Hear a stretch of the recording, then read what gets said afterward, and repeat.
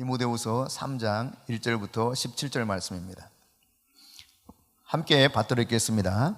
너는 이것을 알라. 말세에 고통하는 때가 이르러 사람들이 자기를 사랑하며 돈을 사랑하며 자랑하며 교만하며 비방하며 부모를 거역하며 감사하지 아니하며 거룩하지 아니하며 무정하며 원통함을 풀지 아니하며 무함하며 절제하지 못하며 사나우며 선한 것을 좋아하지 아니하며 배신하며 조급하며 자만하며 쾌락을 사랑하기를 하나님 사랑하는 것보다 더하며 경건의 모양은 있으나 경건의 능력은 부인하니 이 같은 자들에게서 내가 돌아서라.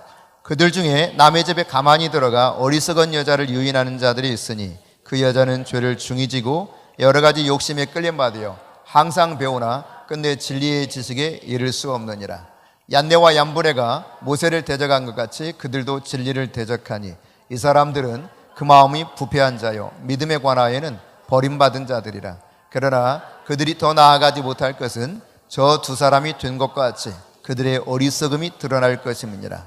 나의 교훈과 행실과 의향과 믿음과 오래 참음과 사랑과 인내와 박해를 받음과 고난과 또한 안디옥과 이고니온과 루스드라에서 당한 일과 어떠한 박해를 받은 것을 내가 과연 보고 알았거니와 주께서 이 모든 것 가운데서 나를 건지셨느니라. 무릇 그리스도 예수 안에서 경건하게 살고자 하는 자는 박해를 받으리라. 악한 사람들과 속이는 자들은 더욱 악하여져서 속이기도 하고 속기도 하나니 그러나 너는 배우고 확신한 일에 거하라. 너는 내가 누구에게서 배운 것을 알며 또 어려서부터 성경을 알았나니 성경은 능히 너로 하여금 그리스도 예수 안에 있는 믿음으로 말미암아 구원에 이르는 지혜가 있게 하느니라. 모든 성경은 하나님의 감동으로 된 것으로 교훈과 책망과 바르게 함과 의로 교육하기에 유익하니 이는 하나님의 사람으로 온전하게 하며 모든 선한 일을 행할 능력을 갖추게 하려 함이라. 아멘. 세상이 참 흉흉합니다. 그래서 우리가 이미 지난 몇 주 동안 겪어오는 것처럼 서현역에서는 차를 몰고 들어가서 갑자기 들이받고 흉기로 사람들을 째르면서 결국 한 사람이 사망하고 또 13사람이 다치는 일이 있었죠. 이 범인이 이름이 뭔지 아세요? 저는 이 이름을 잊을 수가 없습니다. 최원종입니다. 제 사위 이름이에요. 제 사위는 지난 금요일 날 방언을 받았습니다. 금요 철야 예배 시간에. 근데 같은 동일한 최원종은요, 흉기를 휘둘러서 사람을 죽이고 상해했죠. 그런가 하면 여러분, 신림역에서는 어떻습니까? 마치 게임하듯이 했다 그러죠. 1인칭 게임하듯이 막 여기로 튀고 저기로 튀면서 사람을 죽이죠. 한 사람이 죽고 3명이 다쳤습니다. 그 이름도 잊을 수가 없습니다.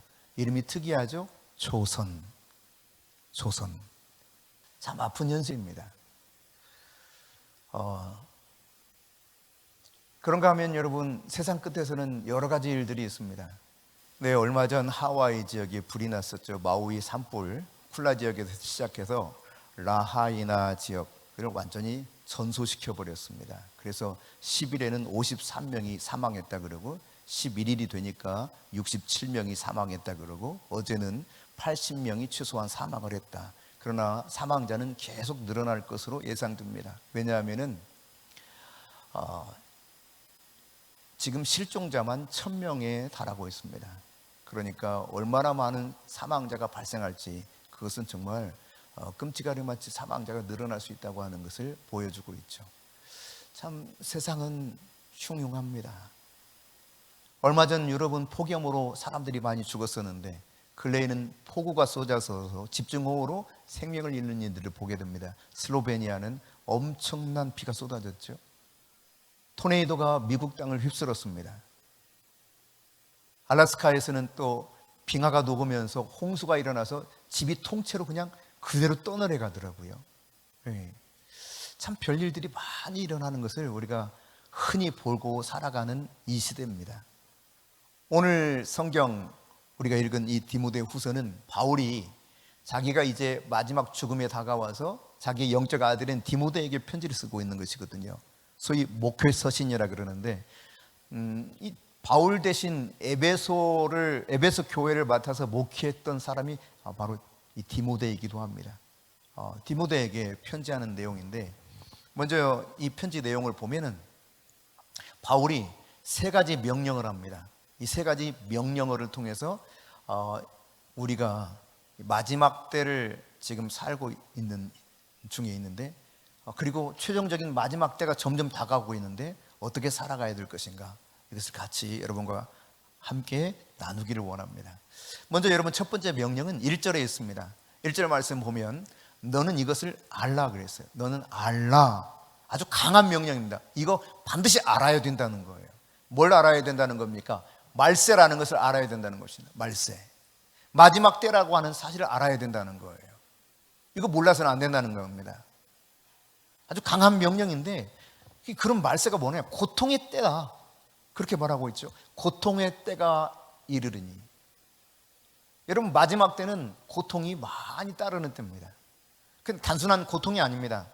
이 단어의 의미를 조금 더 풀어서 말하면 굉장히 끔찍하고 위험천만하고 견디기 힘든 고통을 이야기하고 있습니다. 그 고통의 때가 바로 마지막 때라는 거예요. 이거 알아야 된다는 겁니다. 복음에 대해서 적극적으로 반대하는 일이 계속 일어날 것에 대해서 너 분명히 알아야 된다, 이걸 이야기하고 있어요. 바울이 여러분 1장 11절 12절과 2장 9절에서도 언급하고 있는 것처럼 바울은 이미 체포되어서 구금되어서 경험이 있습니다. 그는 쇠사슬에 매인 바도 있습니다. 디모데도 잘 아는 것처럼 아시아 사람들이 그를 환영하지 않고 적극적으로 바울을 배척한 바 있습니다. 이거 너 알지? 그런데 너 분명히 알아야 될 것은, 이것이, 이런 고통이, 진리에 대해서 반대하는 이런 어려움들이 일시적으로 일어나는 현상이 아니라, 그냥 지나가는 것이 아니라 영속적으로 마지막 주님이 다시 오시는 그때까지 계속될 것이라는 사실을 분명히 알아야 된다는 거예요. 이걸 이야기하고 있습니다. 여러분, 그럼 말세는 언제입니까? 말세.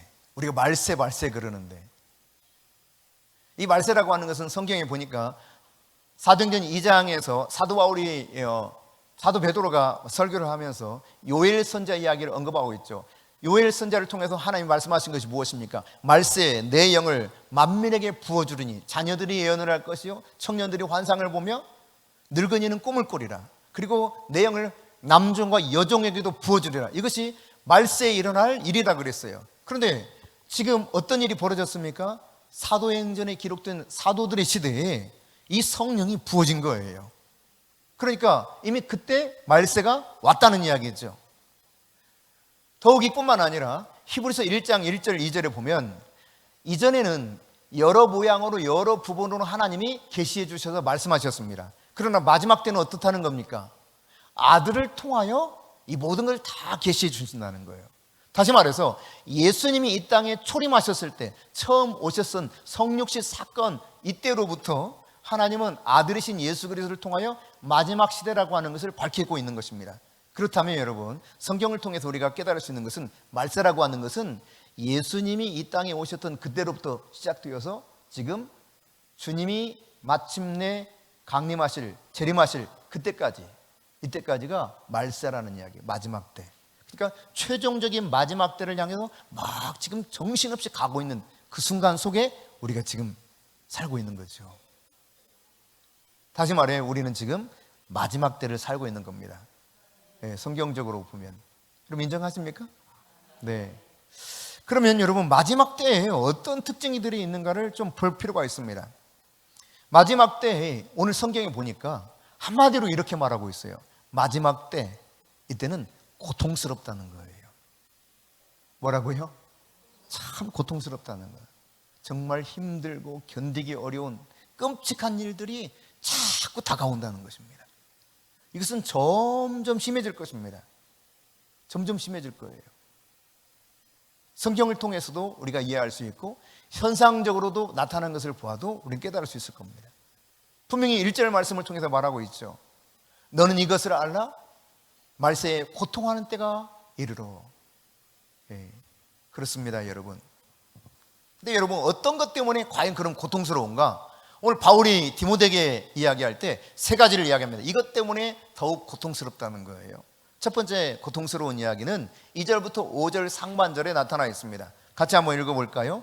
사람들이 자기를 사랑하며 돈을 사랑하며 자랑하며 교만하며 비방하며 부모를 거역하며 감사하지 아니하며 거룩하지 아니하며 무정하며 원통함을 풀지 아니하며 모함하며 절제하지 못하며 사나우며 선한 것을 좋아하지 아니하며 배신하며 조급하며 자만하며 쾌락을 사랑하기를 하나님 사랑하는 것보다 더하며 경건의 모양은 있으나 경건의 능력은 부인하니. 이것이 마지막 때에 고통스럽게 하는 문제들이라는 거예요. 이런 죄들이요.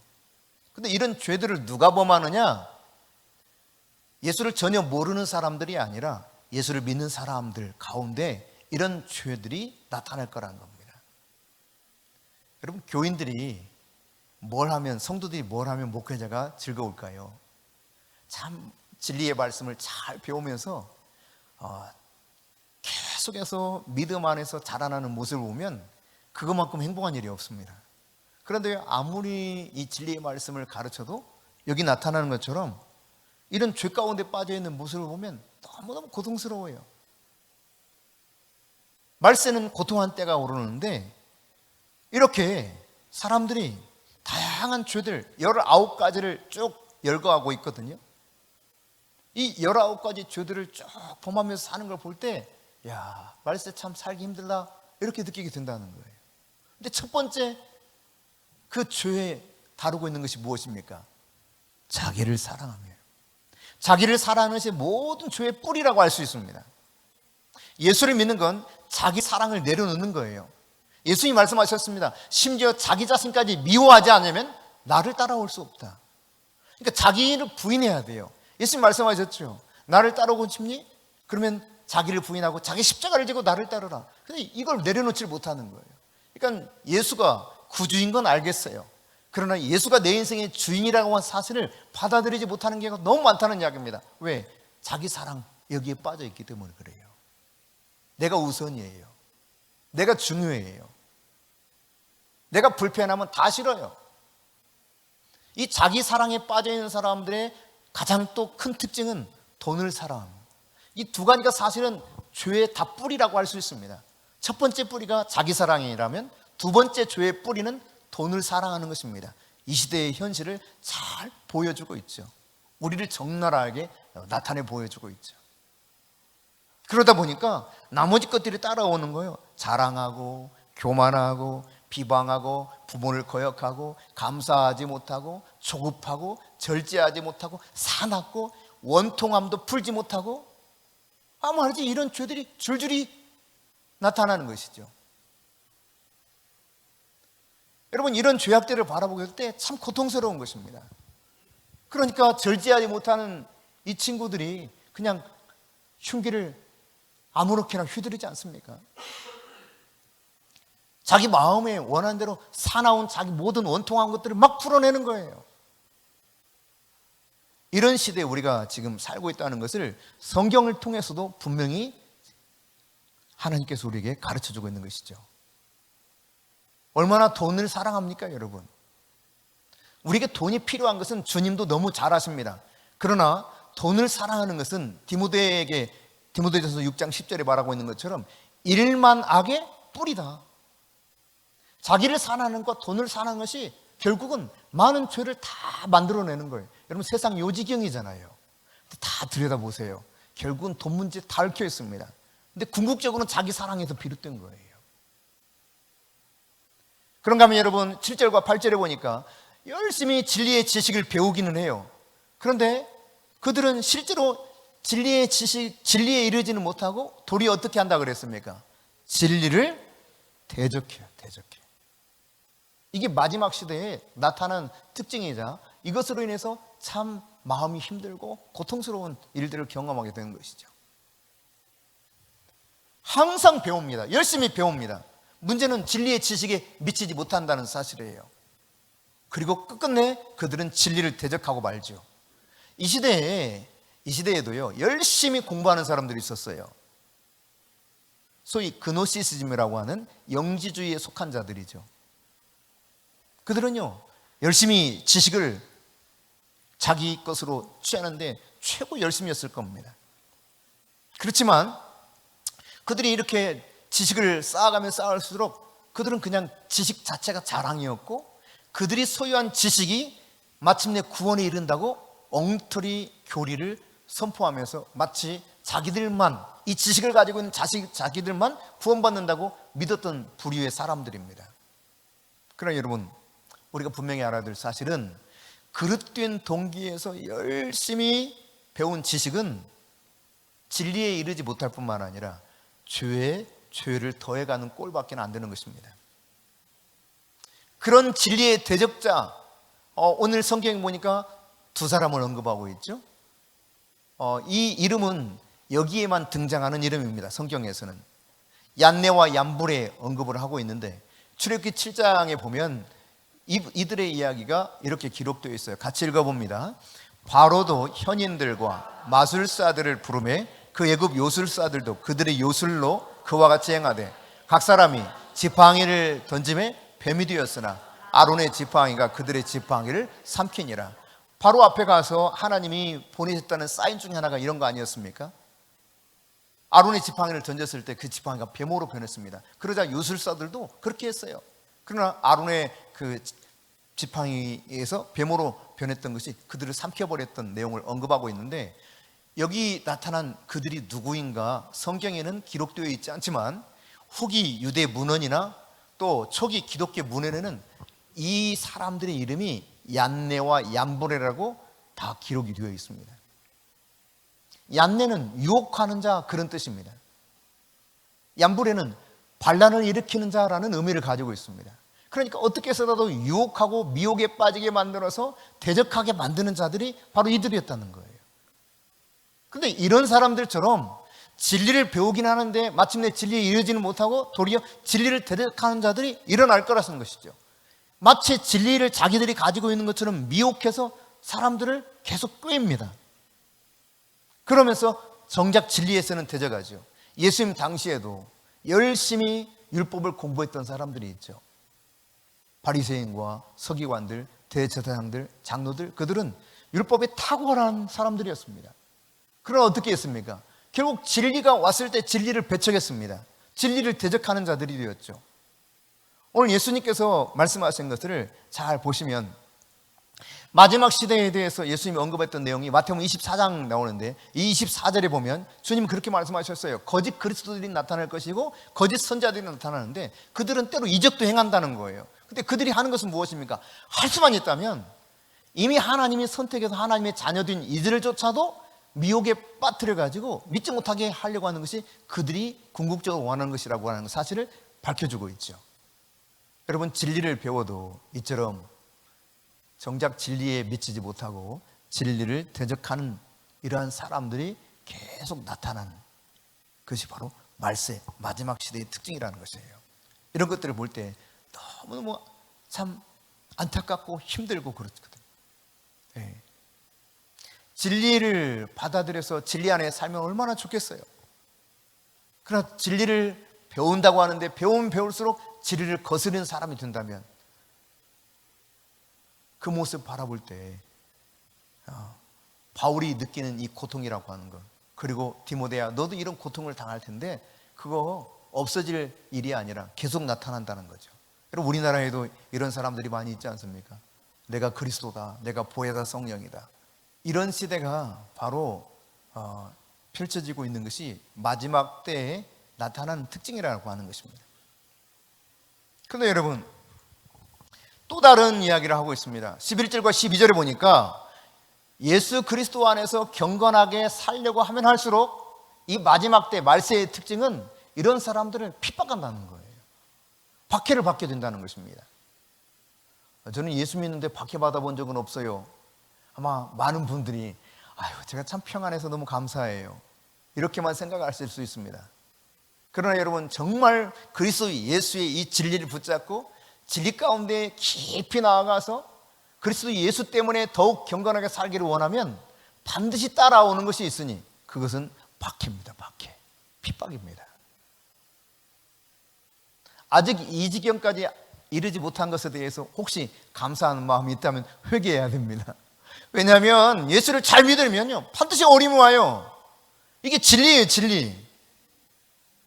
너희들이 그리스도 예수를 더 따르기를 원하고 더욱 경건하게 살기를 원하면 원할수록 박해가 있을 거다. 예수님 말씀하셨습니다. 너희들을 잡아다가 넘겨줘서 옥에 집어넣는 자들도 있을 거고 심지어 원수가 너희 집안 식구다 라고 말하죠. 나 때문에 너희들이 모욕을 당하고 핍박을 당할 거다 말합니다. 그래서 마태복음 24장 9절에 보면 무엇을 이야기합니까? 예수님께서 말씀하시기를 이렇게 환난에 막 넘겨주는 일이 있을 것을 분명히 말합니다. 미움을 받는다는 거예요. 죽임당하도록 계속 그쪽으로 몰아가는 일들이 있다는 사실을 분명히 밝혀주고 있습니다. 그러니까 예수를 잘 믿으려고 하면 할수록 이런 일들이 온다. 애시당초 나는 예수를 잘 안 믿어야 되겠다. 이렇게 생각한다면 여러분, 주님의 말씀과 전혀 다른 의도이죠. 이런 시대적 특징을 우리가 안다면 그러면 나는 이런 말세에 이런 고통스러운 현실 속에도 어떻게 하면 이 고통을 뛰어넘어서 정말 믿음의 삶을 살 수 있을 것인가? 이거 우리가 성경에서 오늘 배워야 될 부분이죠. 마지막 때 고통을 이기는 방법. 먼저 여러분 5절 하반절을 같이 읽어보겠습니다. 함께 읽습니다. 이 같은 자들에게서 내가 돌아서라. 어떤 자들입니까? 앞에 19가지 죄 가운데 있는 사람들, 이들로부터 돌아서야 된다는 거예요. 이게 두 번째 바울의 명령이었죠. 첫 번째, 이것을 알아라 그랬어요. 말세에 온다, 말세. 근데 이 말세는 고통하는 때다, 고통이 심한 때다, 이걸 알아라 그랬어요. 두 번째, 이런 죄 가운데 사는 사람들로부터 너는 그 무리 속에 끼어 있지 말고 돌아서라는 거예요. 세상은 이런 사람들이 즐비합니다. 가득 차 있습니다. 곳곳에 다 있습니다. 근데 이들과 구별된 삶을 살아야 된다는 이야기죠. 네. 오늘 성경 안에서 말씀하고 있는 이런 내용들을 우리가 살펴보게 되는데, 바울이 로마 교회에 편지할 때도 주의 목록들을 쭉 언급하거든요. 로마서 1장 24절부터 26절에 보면 하나님께서 그들을 어떻게 하셨다고 그래요? 마음의 정욕대로 내버려뒀다. 그러니까 정욕이 일어나는 대로 마음대로 살도록 그냥 내버려뒀다는 거예요. 내어버려 두사, 이 말은 유기라는 표현입니다. 신학적인 표현입니다. 하나님의 유기, 그러면 하나님이 내버려뒀다, 버려버렸다는 이야기예요. 아예 이제 관심을 안 두시는 거예요. 근데 이렇게 정욕대로 사는 사람들이 무엇을 하게 됩니까? 그들이 정욕대로 사는 것, 그들이 말이죠, 성적으로 문란하게 살아갑니다.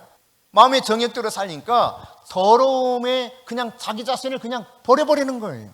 그래서 몸에서 일어난 그 욕구대로 산다는 것입니다.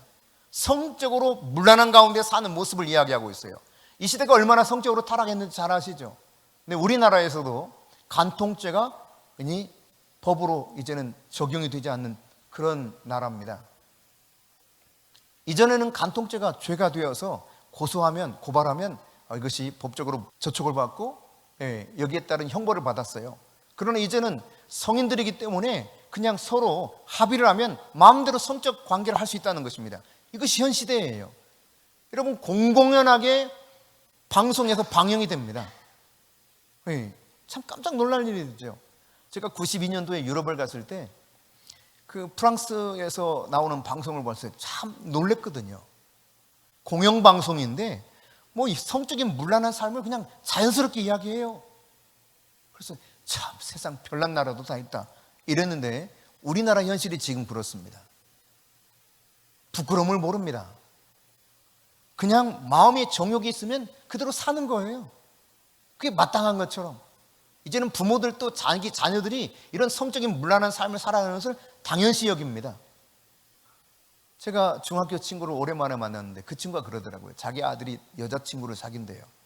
그런데 애가 지금 2박 3일로 어디 놀러 갔대요. 그래서 내가 단둘이 놀러 갔다고? 그렇다는 거예요.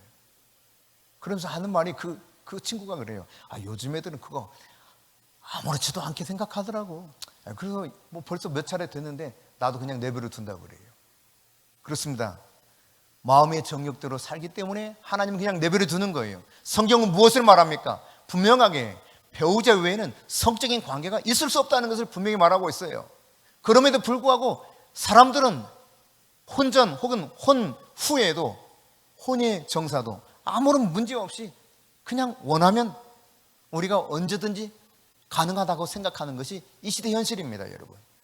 진리가 완전히 뒤집혔어요. 거짓 것으로 해요. 거짓이 진리처럼 보입니다. 그래서 어떻게 합니까? 피조물을 조물주보다 더 경배하고 섬기는 시대가 되었다는 것입니다. 참 기가 막힌 시대 속에 우리 살아가고 있어요. 제가 한 2주 전에 처음 듣는 단어가 있었습니다. 오마카세. 여러분 들어보셨어요? 네, 오마카세. 저는 그때 처음 들었어요. 그래서 오마카세? 근데 어쨌든 그 이야기 속에서 느낄 수 있었던 것은 굉장히 비싼 요리인가 보다. 그리고 일본어가 있는 것이 일본식 요리구나. 이 정도 그냥 알고 지나갔어요. 그러다가 지난주 금요일인가? 며칠 됐죠? 2, 3일 전에 오마카세 이야기를 또 들었어요. 그래서 오마카세? 또 들리네. 그런데 이번에는 개에게 오마카세를 준다고 하더라고요. 그래서 이것도 무슨 소리지? 하고 이제 오마카세를 검색을 해봤습니다. 그랬더니 주방장 특선 요리야. 일본식 코스 요리. 그래서 일반적으로 보편적으로 오마카세를 시키면 한 7만 8천 원 한답니다. 어떤 맛인지 궁금하긴 해요. 네, 그래서 뭐 그런가 보다 했어요. 근데 개에게도 오마카세를 준다는 겁니다. 그래서 오마카세 카페가 열렸어요. 근데 예약제로 운영되는데 자리가 없어. 손님이 너무 많아서요. 그 개들 오마카세는 얼마냐? 5만 원에서 7만 원. 개들이 서빙하는 사람들이 가져와서 탁 무릎 꿇고 걔한테 탁 바치더라고요. 코스 요리 하나씩 가져와가지고 그걸 막 설명을 해. 이 요리가 뭔지. 그러면서 이렇게 주는 거예요. 근데 그냥 그렇게 개들이 와서 먹는 것이 아니라 이 개들에게 그냥 그 자리에서는 이제 아주 고급 명품 옷을 입혀요. 또 개한테. 그렇게 하면 147만 원 든답니다. 어때요? 괜찮아요? 여러분, 조물주보다 피조물을 더 경배하고 섬기는 일까지 안 갔다고 생각할지 모르지만 이미 세상이 뒤집혔어요. 제가 서현역 사건 그리고 신림역 사건을 이렇게 뉴스로 들었을 때 그런 생각했거든요. 만일에 개를 데리고 다니는 사람들이 있는데 개만 집중적으로 흉기를 가지고 찔러 죽였다 하면 어떻게 됐을까? 제가 상상해 본 거예요. 근데 아마 대한민국은 물론이고 전 세계에서 막 들고 일어나고 피켓 들고 막 아마 데모하는 사람 대단했을 겁니다. 사람을 죽이면 어떡해? 이 정도 선에서 멈추는데 만약 개를 그렇게 죽여보세요, 여러분. 세상 난리 날 거예요. 그런 시대 속에 우리가 살고 있습니다. 뭔가 지금 대단히 혼란스러운 시대 속에 살고 있는 거예요. 이런 가운데 우리가 살아가는 것은 바로 마음의 정욕대로 살아가기 때문이요. 또 로마서 1장 26절 27절에 보니까 부끄러운 욕심대로 산다는 거예요. 그래서 여자들이 여자들로 하여금, 남자들이 남자들로 하여금 순리대로 살지 않고 영리로 바꿔서 성적인 문란 속에 빠진다는 겁니다. 다시 말해 동성애에 빠진다고 이야기하고 있어요. 하나님 그냥 내버려 둔다는 거예요. 포기하셔서 포기. 그게 유기예요. 이게 유기. 더 이상 가능성이 없어 보일 때 포기하지 않습니까? 부끄러운 욕심대로 살도록 내어버려둬서 저들이 순리대로 살아가지 않냐고 영리대로 살아서 여자가 여자끼리 남자와 남자끼리 그렇게 성적인 교합을 이루더라. 참 기가 막힌 시대 속에 살아가고 있다는 이야기죠. 그런가 하면 28절부터 31절에 보니까 하나님 뭘 말씀합니까? 상실한 마음대로 역시 내버려 두사 그랬어요. 하나님이 내버려 두시는 이런 이유들을 말하고 있죠. 예. 앞서 우리가 살펴봤던 것처럼 마음의 정욕대로 살기 때문에 내버려 두셨고, 부끄러운 욕심대로 살려고 하니까 내버려 두셨고, 상실한 마음대로 살려고 했을 때 내버려 두셨어요. 여기 보니까 무엇을 이야기하고 있습니까? 앞서 디모데후서는 19가지 죄악들을 열거했다면 여기 21가지 죄들을 이야기하고 있습니다. 자, 같이 읽어보면 그 상실한 마음대로 내버려 두사 합당하지 못한 일들을 하게 하셨으니 계속 있습니다. 곧 모든 불의, 취악, 탐욕, 악의가 가득한 자요, 시기, 살인, 분쟁, 사기, 악독이 가득한 자요, 수근수간하는 자요, 비방하는 자요, 하나님께서 미워하시는 자요, 능욕하는 자요, 교만한 자요, 자랑하는 자요, 악을 도모하는 자요, 부모를 거역하는 자요, 우매한 자요, 배약하는 자요, 무정한 자요, 무자비한 자라. 21가지 죄들입니다. 그런데 여러분, 이렇게 상실한 마음대로 내버려뒀을 때 이런 죄악들을 가지고 계속 살아가는데, 상실한 마음이라는 것은 아무런 가치 없다고 판단된 거짓 등신을 말합니다. 도무지 가치라는 건 하나도 없어. 그렇게 이미 판단된 그런 상태 속에 살아가기 때문에 그냥 내버려 둔다는 거예요. 그래서 그 결과적으로 세상이 이렇게 아주 복잡한 이 죄악들이 난무하는 세상이 되어버리고 말았다는 것이죠. 그런데 여러분, 로마서에서 1장 마지막 32절에 이렇게 말하고 있어요. 같이 읽습니다. 그들이 이 같은 일을 행하는 자는 사형에 해당한다고 하나님께서 정하심을 알고도 자기들만 행할 뿐 아니라 또한 그런 일을 행하는 자들을 옳다 하느니라. 이게 성경이에요. 이게 진리예요. 그러니까 이런 일을 하면 분명히 죽는다는 거 압니다. 여러분, 죄의 삭은 무엇입니까? 사망입니다. 왜 인간이 죽느냐? 아주 단순해요. 성경에서 가르치는 거. 죄 때문에 죽는다는 것입니다. 그래, 이 죄로 인해서 사형에 해당한다는 걸 다 알면서, 우리 어차피 죽어, 다 알아요, 이거. 그런데 죽는다는 걸 알면서, 이렇게 살면 안 된다는 걸 알면서 자기들만 행할 뿐 아니라 그렇게 행하는 사람이 옳다고 부추기는 사회예요. 이제는 여러분, 남자와 여자만 있다고 하면 너 뭘 모르는구나, 이렇게 손가락질 당할지 모릅니다. 유럽에도 그렇고 미국에도 그렇고 캐나다, 호주에도 그렇고, 이제는 동성애를 합법적으로 인정하는 시대가 되어버렸죠. 그래서요, 그냥 법으로만 그렇게 합법이 된 것이 아니라 교회법에도 동성애가 합법화된 교단들이 있습니다. 그래서 여러분이 그런 모습을 보셨는지 모르겠지만 동성애자들 환영하는 깃발을 내걸었어요. 교회 앞에다가. 우리는 동성애자들 환영합니다. 그리고 동성애가 죄라고 보지 않습니다. 동성애자들도 하늘나라 충분히 갈 수 있는 자격이 있는 사람들입니다. 말하자면 그런 겁니다. 그래서 무지개 깃발을 다 이렇게 걸어놨습니다. 근데 한두 교회가 아니에요. 지금 우리가 그런 시대에 살고 있습니다. 성경은 말하고 있죠.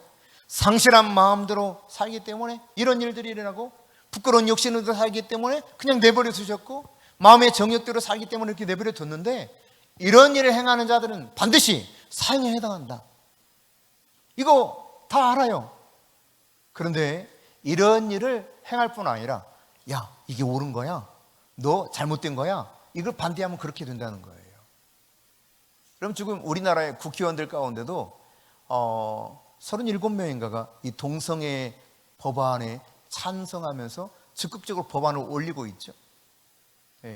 유감스럽게도 거의 대부분 민주당 사람들입니다. 안타까운 일이지만. 여러분, 그러니까 우리가 이 세상을 살아가면서 끊임없이 이런 일들을 마주하게 될 겁니다. 그리고 이제 이렇게 옳지 않은 것을 옳다고 했을 때 여기에 대해서 반박을 하면 박해를 받는 현실이 되어버리고 말았다는 이야기죠. 그러면 어떻게 하라는 것입니까? 이 속에서 이길 수 있는 방법이 무엇이라는 것입니까? 그럼에도 불구하고 이들로부터 돌아서라는 거예요. 아멘? 돌아서라는 것입니다. 로마서 12장 2절 말씀입니다. 함께 읽습니다. 너희는 이 세대를 본받지 말고 오직 마음을 새롭게 함으로 변화를 받아 하나님의 선하시고 기뻐하시고 온전하신 뜻이 무엇인가 분별하도록 하라. 여러분, 돌아서라는 거예요. 하나님의 말씀이 기준이 되는 삶을 살라는 이야기입니다. 세상 사람들이 뭐라고 말하든 진리는 성경입니다. 진리의 말씀이 우리에게 분명한 방향성을 나타내주고 있죠. 이 진리의 말씀이 기준이 되어야 된다는 거예요. 세상 풍조 따르지 말고 거룩하게 살도록 요구하는 이 진리의 말씀에 창념하라는 이야기입니다. 여러분이 적당하게 묻혀서 편안한 삶을 살기 원하십니까? 주님 말씀하고 있어요. 이 세상을 이길 수 있는 방법, 이 말세의 고통에서 벗어날 수 있는 방법은 단호하게 이것들로부터 돌아서라는 거예요. 마치 요셉이 옷깃을 부여잡고 막 그냥 요구하는 여인이 있음에도 불구하고 기꺼이 도망쳐 버렸던 것처럼, 내가 하나님 앞에서 절대로 득죄할 수 없다 말하고 그 자리를 뿌리치고 나왔던 것처럼 이것들로부터 돌아서라고 말씀하고 있어요. 이 세대 속에, 그 풍조 속에 그냥 떠늘에 가듯이 살지 말라는 이야기입니다. 이 세대를 본받지 말고 오직 마음의 변화를 받아 선하시고 기뻐하시고 온전한 하나님 뜻이 뭔지 제대로 분별하고 거룩한 삶을 사는 것, 이것이 너희들이 나아가야 될 방향이다라고 말씀하고 있죠. 우리가 어떻게 여러분 이 말세에 고통하는 때 정말 승리하는 삶을 살 수 있을까? 두 번째, 오늘 14절 말씀이에요. 함께 읽겠습니다. 그러나 너는 배우고 확신한 일에 거하라. 너는 내가 누구에서 배운 것을 알며, 너는 배우고 확신한 일에 거하라. 무엇을 배우고 무엇에 확신하면서 거기에 머물러 있으라는 겁니까? 여기 거하라라고 하는 것은 메노라고 하는 단어를 쓰는데 머물러서 계속 있으라는 이야기예요. 그 안에서 살라는 이야기입니다. 뭘 배웠다는 거예요? 이어서 나오고 있죠? 어려서부터 성경을 배웠어. 성경, 하나님 말씀을. 외조모 로이스와 어머니 유니게로부터 배웠던 그 성경의 말씀 붙잡고 너는 그럴수록 이 배우고 확신한 일에 계속 머물러 있으라는 거예요. 이 말씀 붙잡고 살라는 겁니다. 여러분, 유대인들은요 5살이 되면 아이들에게 부모가 토라를 가르칠 의무가 있었습니다. 그러니까 성경 말씀을 부모가 반드시 가르쳐야 됐어요. 그런가 하면 6살이 되면 자기 아이들을 랍비에게 데리고 와서 토라를 가르쳤습니다.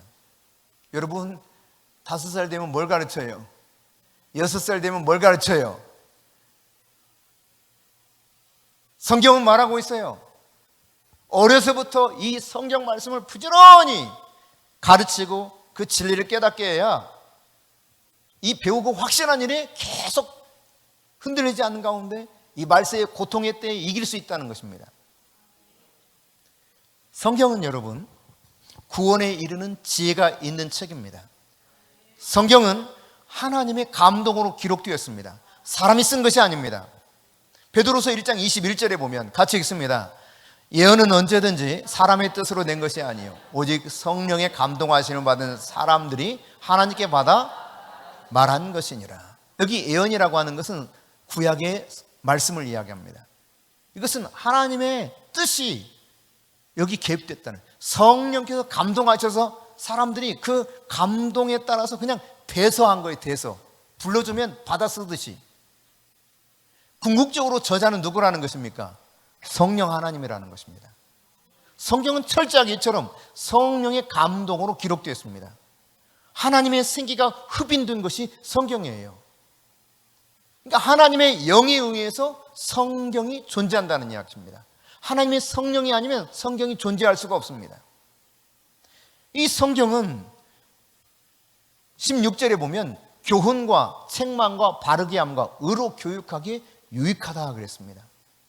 이 세상에서 가장 유익한 책이 있다면 그것은 성경입니다. 성경. 우리에게 어떤 것이 옳은지를 교훈해줘요. 또 우리가 잘못된 길을 가고 있으면 이 성경이 우리를 엄청나게 책망하십니다.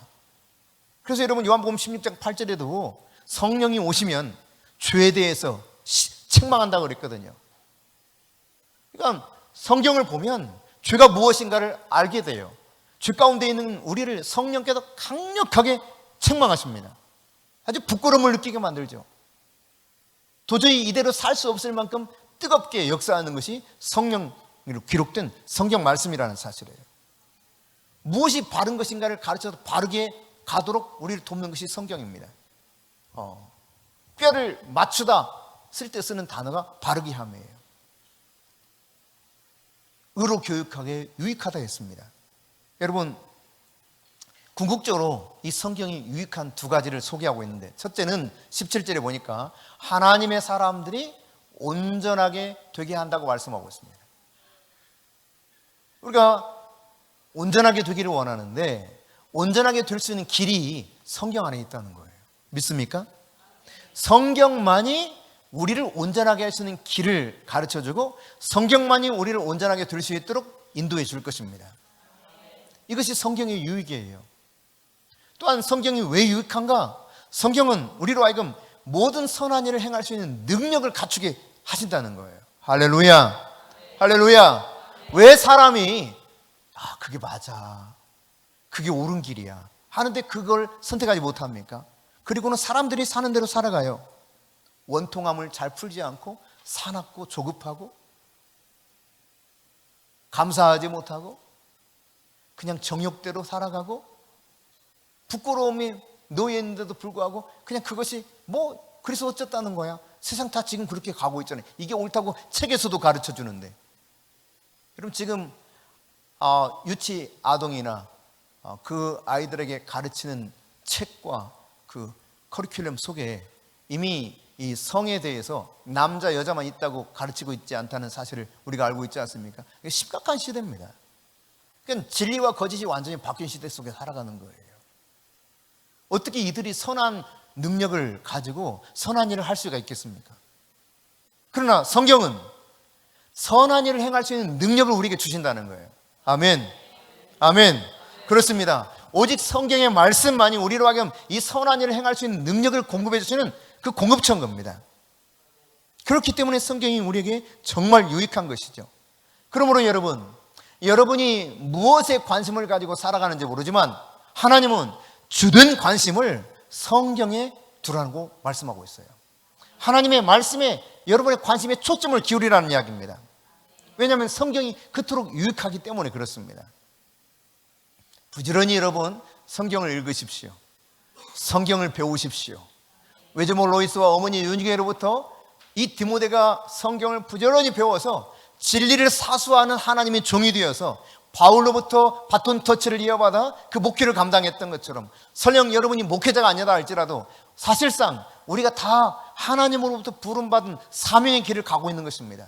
저 같은 사람은 풀타임 사역을 교회 안에서 하고 있는 거예요. 여러분들은 여러분의 직장이나 여러분의 가정이나 여러분이 살고 있는 모든 처소에서 풀타임 사역을 하면서 하나님 나라 복음이 무엇인가, 십자가와 구원의 도가 무엇인가를 선포하며 증거할 수 있도록 사명을 받은 자인 것입니다.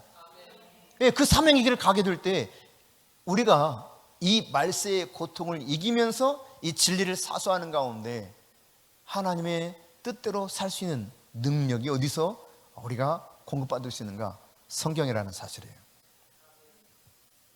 같이 해봅시다. 성경에 계속 충성합시다. 왜냐하면 이 성경에 충성하면 성경이 여러분을 성숙한 그리스도인으로 바꿔줄 것입니다. 같이 해봅시다. 성경에 계속 충성합시다. 왜 그러냐면 성경은 여러분으로 하여금 마지막 때 고통을 이기게 하는 능력을 공급해 주실 것이기 때문에 그렇습니다. 배우고 확신한 일에 너 계속 머물러라. 바울이 마지막으로 이 디모데에게 명령한 내용이었습니다.